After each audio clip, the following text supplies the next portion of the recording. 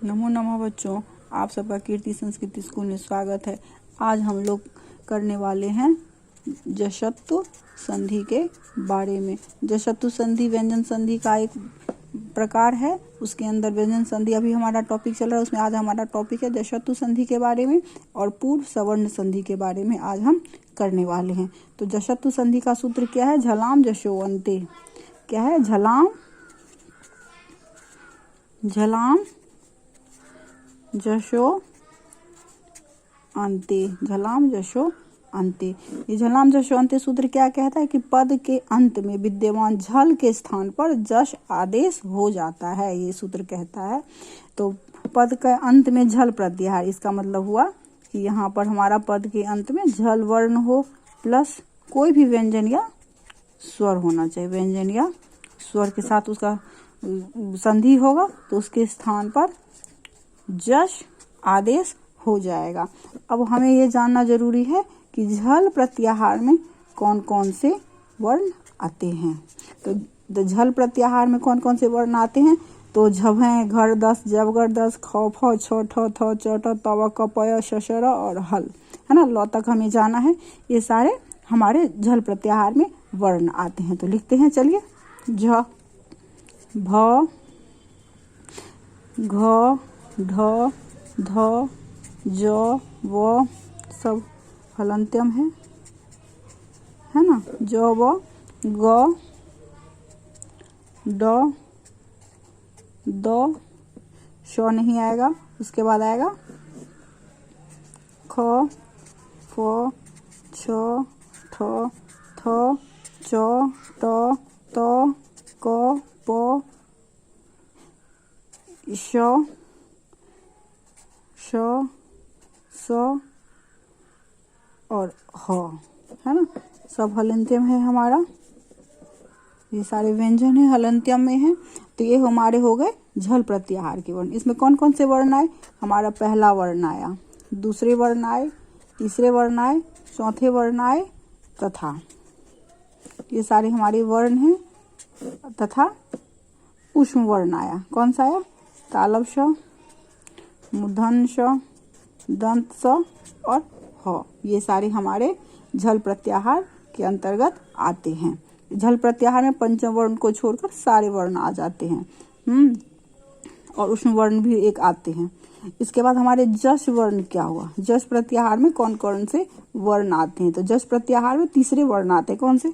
ज, व, ग, ड, द और श हम लोग नहीं लिखेंगे क्योंकि हलंत्यम है वो, तो उसको काउंट नहीं होते। ये सारे क्या है? तीसरे वर्ण है हमारे वर्णमाला में। हमारे वर्णमाला के ये तीसरे वर्ण आते हैं। तो क्या हो गया? तो क्या होता है? ये क्या कह रहा है सूत्र? हमारा कह रहा है, ये सूत्र है वर्ग के प्रथम, है ना, वर्ग के कवर्ग, चवर्ग, पवर्ग, टवर्ग में से वर्ग के प्रथम, द्वितीय, तृतीय और चतुर्थ, है ना। यहाँ चतुर्थ वर्ण आते आए के स्थान पर उसी वर्ग का तृतीय वर्ण हो जाता है, यानी कि क। ये कवर्ग लिखेंगे, क, ख, ग, घ, चार ही वर्ण है प्लस इसके साथ और एक आएगा ह, प्लस इसका व्यंजन या स्वर से जो मेल होगा तो इसके स्थान पर कौन सा वर्ण आ जाएगा? इसके स्थान पर इसी वर्ग का तृतीय वर्ण आ जाएगा। क्या आ जाएगा? ग आ जाएगा। ऐसे ही चवर्ग लिखेंगे, च, छ, ज, झ और उच्चारण स्थान की समानता से हो जाएगा तालव श इसके अंदर आएगा। इसका संधि होगा व्यंजन या स्वर के साथ जब इसका मेल होगा तो इस पे कौन सा वर्ण आएगा? इसमें इसी का ज वर्ण आ जाएगा। ज वर्ण इसी का आ जाएगा। उसके बाद आया हमारा ट, ठ, ड, ढ प्लस मूर्धन्य श, है ना, ऑब्लिक मूर्धन्य श प्लस इसका स्वर या व्यंजन के साथ संयोग होगा तो यहाँ पर आ जाएगा। इसके साथ कौन सा वर्ण आ जाएगा? तीसरा नंबर पर ड है तो ड आ जाएगा। उसके बाद आएगा तो, थ, द, ध और दंत स आएगा। इसके साथ प्लस इसका स्वर या व्यंजन से जब मेल होगा तो इसके स्थान पर द आ जाएगा। उसके बाद प, फ, फ, ब, भ, जब इसका स्वर या व्यंजन से मेल होगा तब इसके स्थान पर ब आ जाएगा। तो अब कैसे आएगा, तो इसके लिए एक सूत्र है स्थानीय अंतरतम। स्थानीय अंतरतम सूत्र हमें क्या कहता है कि उच्चारण स्थान की तुल्यता में समानता होने के कारण, है ना, उच्चारण स्थान में समानता होने के कारण ये जो तालव श है, ये दंत श, मूर्धन्य श और ये जो ह है, ये जो ह है, इनके स्थान पर भी ये जिनका उच्चारण क वर्ग के साथ ग है तो ह के स्थान पर भी ग हो जाएगा, तालव श के स्थान पर भी ज हो जाएगा, मूर्धन्य श के स्थान पर भी ड हो जाएगा, दंत स के स्थान पर भी द हो जाएगा। और प वर्ग के साथ किसी का मेल होगा स्वर या व्यंजन का तो उसके स्थान पर ब हो जाएगा, है ना। अकु विसर्जनी या नाम कंठ, है ना, तो उसमें ह और क वर्ग एक समान हो गए उच्चारण स्थान की समानता से। इचु यशा नाम तालु हो गया तो इसका उच्चारण स्थान तालु हो गया। ऋतु रसा नाम मूर्धा हो गया तो ये तालब श के बाद मूर्धन श आया तो ये टवर्ग के साथ आ गया। उसके बाद आ गया ऋतु लसा नाम दंता तो ये स टवर्ग के साथ आ गया। तो उच्चारण स्थान की समानता के कारण इनके अंदर ये इनका अपना तीसरा वर्ण आ जाएगा, ग, ज, ड, द और ब आ जाएगा। तो इसका हम अगर करेंगे, एग्जाम्पल्स करेंगे तो आपको और अच्छे से समझ में आ जाएगा। एक उदाहरण हम करके देखते हैं। पहला उदाहरण, आइए, पहला उदाहरण है वाक जोर ईश। तो क के स्थान पर ग आ जाएगा नियम के हिसाब से। वाक एक पद है और पद के अंत में क आया है और क जो है वो झल प्रत्याहार के अंतर्गत आता है। तो और इसके स्थान पर जस आदेश होगा और इस स्थानीय अंतरतम सूत्र के कारण, है ना, क का जो उच्चारण स्थान है वही जो स्थानीय है और जो हम आदेश कर रहे हैं जस प्रत्याहार का वर्ण यानी कि ग है वो आदेश है, उसमें उच्चारण स्थान में सदृशतम होने के कारण उस झल के स्थान पर क के स्थान पर ग आदेश हो गया। और इधर का ईस हमारा ऐसे रहेगा वा। अब तो वा ग जोर ई श, ईश बन गया। वाग जोर ईश तो क्या बन जाएगा, वा गी वागीश बन गया। एक और उदाहरण देखिए, दिक जोर गजा। क किस जगह पे झल प्रत्याहार का वर्ण है, इसके जगह जश प्रत्याहार का वर्ण स्थानीय अंतरतम सूत्र से उच्चारण स्थान से समानता के कारण ग आ जाएगा। अपने का ही तीसरा वर्ण आ जाता है तो ग आ गया। तो ये बन गया दी ग जोर गज, तो बन गया दी गजह। तो नया शब्द बना हमारा दिग्गजह। एक और देखिए, अच जोर भवती। चौ पर चौ झल प्रत्याहार के अंतर आता है, इसके जगह पे जश प्रत्याहार का वर्ण आदेश होगा, इसका अपना ही तीसरा वर्ण हो जाएगा ज। तो अ जहलंत जोर भवती, तो हो जाएगा अ ज भवती, तो बन जाएगा अज भवती, वर्ण बन जाएगा अज भवती। एक और देखिए उदाहरण, शट जोर आनन। शट जोर आनन, ट के स्थान पे हो जाएगा ड हो जाएगा, ट के स्थान पे ड हो जाएगा ड, तो बन जाएगा स ड जोर आनन, तो बन जाएगा षडा ननह। यहाँ पर रूप बन जाएगा षडा ननह। अब एक और देखिए, जगत जोर ईश। जगत जोर ईशह बन जाएगा, तो के स्थान पे हो जाएगा द, अपने ही वर्ग का तीसरा वर्ण बन जाएगा। तो ज ग द हलंत जोर ईशह, तो बन जाएगा ये जग दीशह। क्या वर्ण बन जाएगा, जग दीशह। एक और देखिए, तत् जोर धनम। तत् तत् जोड़ धनम, तो के जगह पे द बन जाएगा, तो द जोड़ धनम, तो बन जाएगा ये तद्धनम, तो द ध नम, तो बन जाएगा ये तद्धनम। ऐसे करके हमें ये लिखने हैं। अब आप कुछ होमवर्क ले लीजिए, जिसे कर आप घर में अभ्यास करेंगे तो आपको और अच्छे से समझ में आ जाएगा।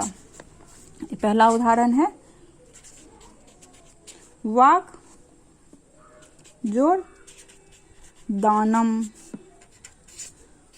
दिक जोड़ अंतः, अच जोड़ आदि, जगत जगत जोड़ बंधु, जगत जोड़ बंधु। उसके बाद अप जोड़ भागः। इसके बाद अब हमारा नेक्स्ट टॉपिक है पूर्व सवर्ण संधि। पूर्व सवर्ण संधि, पूर्व सवर्ण संधि। अब हमारा नेक्स्ट टॉपिक है पूर्व सवर्ण संधि। अगर आप लोगों ने मेरे चैनल को अभी तक सब्सक्राइब नहीं किया है तो सब्सक्राइब कर लीजिए और अपने फ्रेंड्स को शेयर कीजिए, क्योंकि आप यहाँ पर संस्कृत के बहुत आसान तरीकों से सीखते हैं संस्कृत ग्रामर को। तो चलिए अब हम आगे बढ़ते हैं। इसका सूत्र है पूर्व सवर्ण संधि का झयो होन हो यतर श्याम, ये संधि का सूत्र है। ये सूत्र क्या कहता है हमें, यदि किसी भी वर्ग के पहले दूसरे तीसरे और चौथे वर्ण से पड़े, यानी कि झल प्रत्याहार आ गया के पड़े, है ना, पहला दूसरा तीसरा और चौथा वर्ण हो, यानी कि हमारा झल प्रत्याहार आ गया, प्लस उसके बाद में है ना कौन सा वर्ण होना चाहिए, अगर हो स्वर व्यंजन हो तो जस प्रत्याहार हो, जशतु संधि हो जाएगी। और अगर सिर्फ और ह से शुरू हो रहा हो, है ना, ह के स्थान पर उसी वर्ग का झल प्रत्याहार पर तो तीसरा जश आदेश हो जाएगा, है ना, तीसरा वर्ण हो गया, जश माने तीसरा वर्ण हो गया। और ह के जगह पर उसी वर्ग का कौन सा वर्ण हो जाएगा, चौथा वर्ण आ जाएगा, है ना, ह के स्थान पर उसी वर्ग का चौथा वर्ण आ जाएगा। चलिए इसको और अच्छे से हम डिटेल से करते हैं, आपको और अच्छे से समझ में आ जाएगा। तो कवर्ग लीजिए, पहले हम कवर्ग से शुरू करते हैं।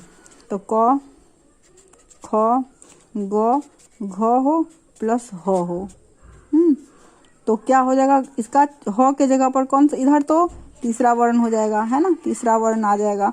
और ह के जगह पर इसी का कौन सा वर्ण है, चौथे नंबर पर घ है, तो यहाँ पर घ आ जाएगा, घ वर्ण आ जाएगा, और यहाँ पर ग आ जाएगा। ऐसे ही चवर्ग में भी होगा, है ना, चवर्ग को अगर हम ले लें तो च छ ज झ, इधर तो जश प्रत्याहार आ जाएगा, यानी कि इधर ज आ जाएगा।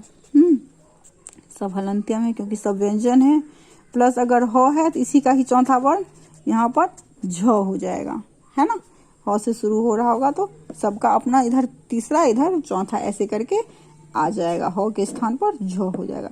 ऐसे ही अगर हम टवर्ग में करें ट ठ ड ढ प्लस हो, तो ह के जगह पे यहाँ ढ आ जाएगा क्योंकि टवर्ग के साथ जुड़ा है, इसके यहाँ पे जश प्रत्याहार का ड आ जाएगा। उसके बाद अगर हम तवर्ग लें तो थ द ध हो प्लस हो, तो ह के जगह पर इसी का ध हो जाएगा, और तथ में इसी का तीसरा वर्ण अपना आ जाएगा। इसके बाद अगर हम प लें, पहलन फ ब भ लें प्लस ह ले, तो ह के जगह पे भ हो जाएगा, और इसी में इसके जगह पर तीसरा वर्ण ब आदेश हो जाएगा। ये इसका नियम हुआ। ये कह रहा है कि यदि किसी वर्ग के पहले तीसरे चौथे, यानी कि हमारा ये झल प्रत्याहार का वर्ण हो तो झल के जगह पे जश आदेश हो जाएगा, और हो अगर तो ह के जगह पे उसी वर्ग का स्थानीय अंतरतम से चतुर्थ वर्ण आ जाएगा, उसी वर्ग का, जिस वर्ग का कवर्ग होगा तो कवर्ग का ही इधर ग आ जाएगा, इधर घ आ जाएगा, चवर्ग होगा तो इधर ही ज आ जाएगा, इधर झ आ जाएगा, टवर्ग हो तो इधर ड आ जाएगा, इधर ढ आ जाएगा, तवर्ग हो तो यहाँ पर द आ जाएगा, यहाँ ध आ जाएगा, पवर्ग हो तो यहाँ ब आ जाएगा, यहाँ भ आ जाएगा। इस तरह से इसमें बदलाव आते हैं। चलिए उदाहरण हम करते हैं तो आपको और अच्छे से समझ में आ जाएगा। एक दो उदाहरण करने से अच्छे से समझ में आ जाएगा। तो पहला उदाहरण हम लेते हैं, वाक जोड़ हड़ी। ह से शुरू है, ये झल प्रत्याहार के अंतर्गत आया है, तो यहाँ पर हो जाएगा जश प्रत्याहार का वर्ण यानी कि ग हलंत हो जाएगा। और ये जो ह है, इस ह की जगह पर चतुर्थ वर्ण आ जाएगा, इसी वर्ग का जिसका यहाँ पे हमने ग किया है, तो इसका क वर्ग है, तो इसी का आ जाएगा घ।